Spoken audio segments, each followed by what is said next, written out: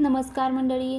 टी-आर-पीच्या शर्यतीत अग्रेसर राहण्यासाठी छोट्या पडद्यावरील सगळ्याच मालिका प्रयत्नशील आहेत.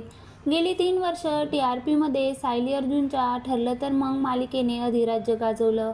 गेल्या आठवड्यात या मालिकेत महिपतने 12 वर्षांनी त्याने घडून आणलेल्या अपघाताची कबुली दिल्याचा जबरदस्त सिक्वेन्स पाहायला मिळाला.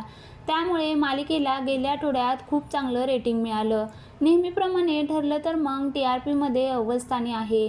ठरलं तर मगच्या पाठोपाठ दुसऱ्या स्थानावर अर्णव ईश्वरीची तू ही रे माझा मितवा ही मालिका आहे. ही मालिका सुरुवातीला रात्री 10:30 वाजता प्रसारित केली जायची. मात्र प्राईम टाईम मिळाल्यापासून अर्णव आणि ईश्वरीची मालिका टी-आर-पीमध्ये कायमच दुसऱ्या स्थानी असते.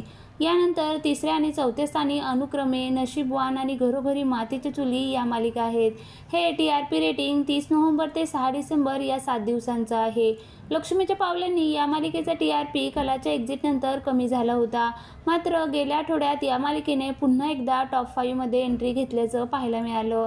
या मालिकेने 12 डिसेंबरला प्रेक्षकांचा निरोप घेतला. लक्ष्मीच्या पावलांनी मालिकेच्या शेवटच्या एपिसोडला किती टी-आर-पी मिळाला हे पुढील आठवड्यात स्पष्ट होईल.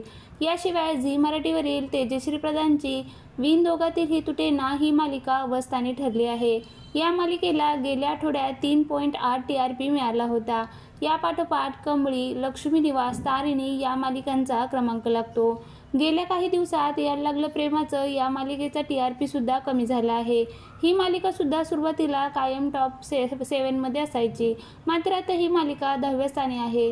आता येत्या काळात दोन्ही आघाडीच्या वाहिन्यांवर नव्या मालिका सुरू होणार आहेत. या मालिकेंना प्रेक्षक कसा प्रतिसाद देतात हे पाहणं महत्त्वाचं ठरणार आहे.